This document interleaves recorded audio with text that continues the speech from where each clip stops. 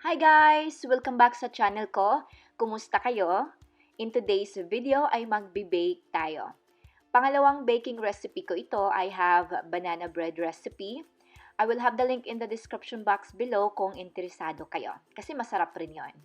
Alright, so sa lista ng mga sangkap, i-check nyo lang ang description box below kasi ilalagay ko lahat ng ingredients doon at pati na rin yung exact measurements.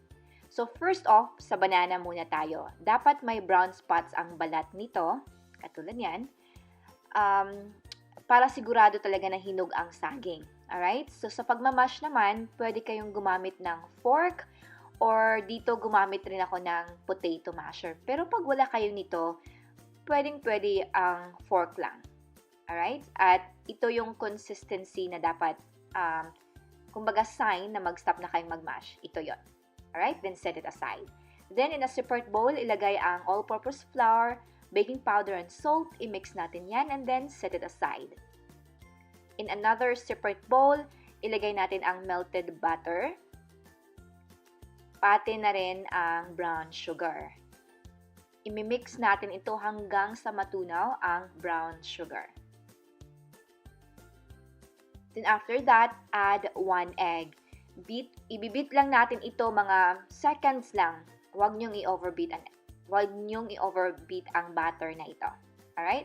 And then, add natin ang whole milk, vegetable oil, and then mix again. Mga 10 seconds lang ang pag-mix natin ito. Then, i-add natin yung flour mixture. Half lang muna, pati na rin yung mashed bananas. Half lang din. Then, haluin yan.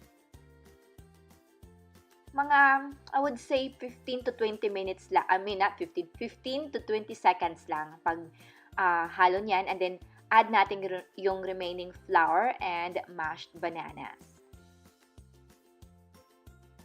Then, once wala na yung flour, wala na kayong makitang flour, add nyo yung vanilla, walnuts, and chocolate chips. I-halo or i-mix natin ito mga, siguro 10 to 15 seconds lang din.